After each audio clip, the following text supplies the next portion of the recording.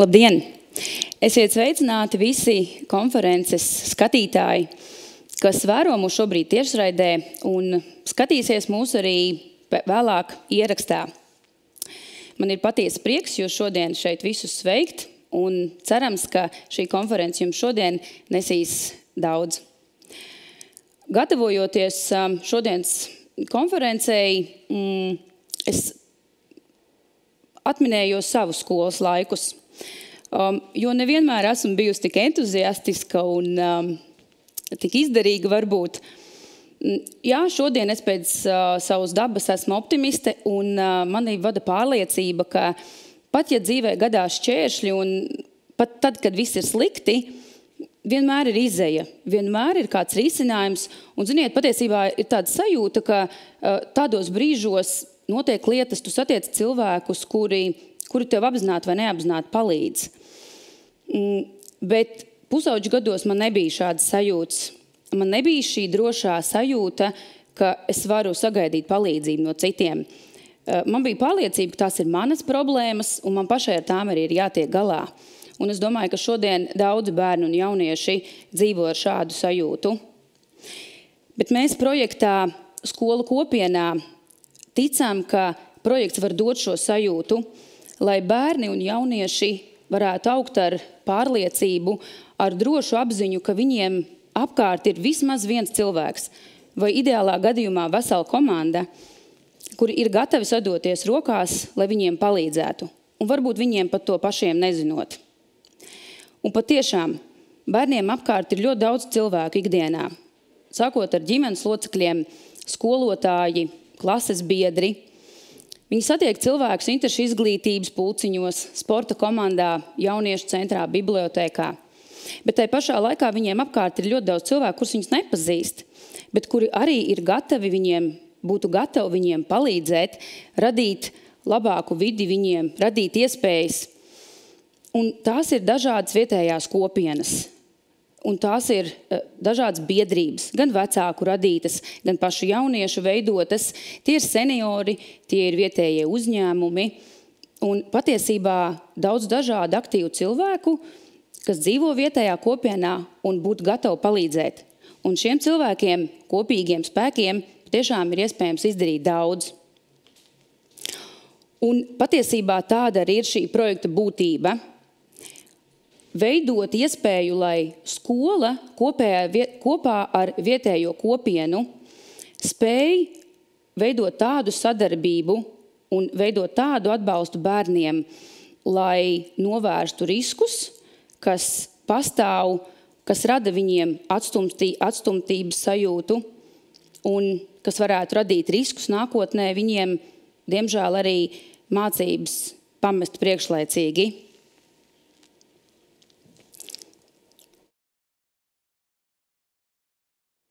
Un šis projekts ir veidots ar šādu lielo misijas apziņu, un tajā ir paredzēts ļoti daudz aktivitātes, lai to visu arī varētu īstenot. Un tie instrumenti, tās iespējas, kā jūs redzat, ir daudz. Un pirmkārt jau tas ir individuālais atbalsts, kas ir sniedzams skolas ietvaros. Tās ir gan mācību priekšmetu konsultācijas, tajos mācību priekšmetos, kuri skolēniem sagādā grūtības. Tas ir arī konsultatīvais atbalsts no dažādiem atbalsta personāla speciālistiem skolā. Lasīt prasmes veicināšanas atbalsts.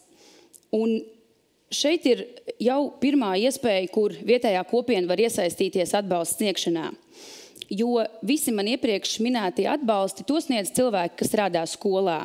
Bet par mentoru var kļūt arī cilvēki, kuri dzīvo vietējā kopienā, kuri projekta ietvaros ir apguvuši mentoru mācības un tālāk jau var sniegt bērniem no 13 gadu vecuma šādu te atbalstu.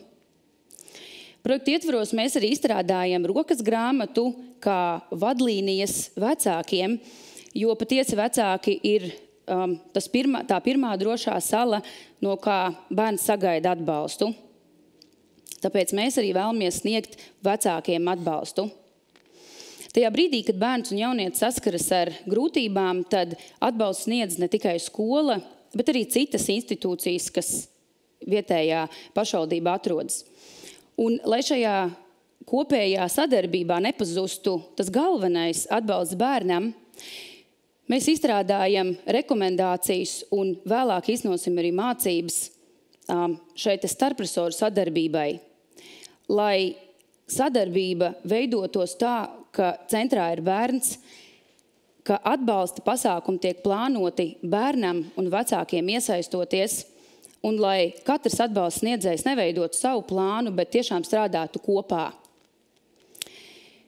Saprotot, ka atbalsts ir nepieciešams ne tikai tiem bērniem un jauniešiem, bet arī tiem, kas sniedz šo atbalstu, projekta ietvaros ir paredzēts arī supervīzijas pedagogiem un atbalsta personālam. Un tad ir būtiski 2 projekti, iniciatīvu projekti un izglītības iestāžu partnerības projekti, kuros var iesaistīties vietējās kopienas. Kopīgi ar skolu veidojot projektā, veidojot aktivitātes, lai palīdzētu bērniem attīstīt prasmes, radīt iespējas neformālā ārpus skolas vidē viņu izaugsmei, lai motivētu viņus ieinteresētu palikt skolā un ieinteresētu arī būt savā nākotnē ieinteresētiem savu attīstību. Un šajā brīdī projekts ir uzsācis lielus apgriezienus. Septembrī ir norisinājušās jau 5 reģionālās ideju domnīcas, kur pulcējās vietējās kopienas pārstāvji, lai kopā izzinātu to, kas tad ir iniciatīvu projekti un partnerības projekti, par to, kā tos īstenot un lai kopā jau ģenerētu idejas. Kā minēju, jau šobrīd tiek izstrādāts rekomendācijas gan starpresoru sadarbībai, gan arī vecākiem. Un organizēsim arī mācības izglītības iestāžu un pašvaldības speciālistiem, lai šīs izstrādātās rekomendācijas nepaliek vien kārtējais izstrādātais dokuments, bet tiešām, lai tas arī tiktu likts lietā. Savukārt oktobrī ir skolās uzsākta jau individuālā vai grupas atbalsta nodarbības, individuāla atbalsta plāna ietvaros, un tāds atbalsts būs regulārs. Un no nākamā gada sākuma būs atbalsts arī nodrošināts jau no 13 gadu vecuma mentoringa atbalsts. Un savukārt, lai mums būtu mentori, kas sniedz šo atbalstu, tad ir aktīvi uzsākts mentoru mācību cikls, lai līdz šī gada noslēgumam jau tiktu sagatavoti mentori. Ir norisinājušies jau 2 mācību cikli un sagatavoti jau vairāk kā 50 mentori. Un, protams, ka mēs arī projekta ietveros regulāri organizēsim gan informatīvas konferences, gan kampaņas, lai pēc iespējas plašāk sabiedrība uzzinātu par to, kādas ir projekta aktualitātes, par ko projekts iestājas, un nekad nav par vēlu projektā iesaistīties.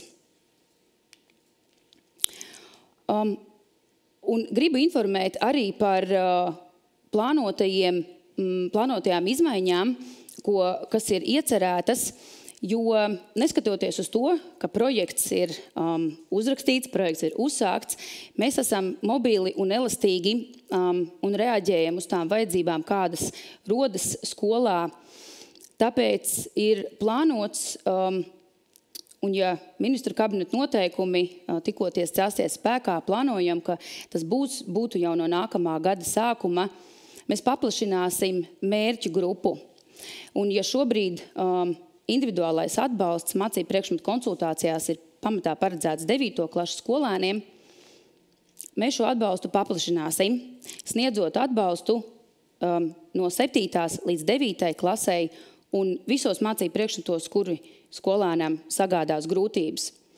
Un tāpatās arī šāds atbalsts tiks sniegts arī profesionālās izglītības iestāžu izglītojumiem no 1. līdz 2. kursam.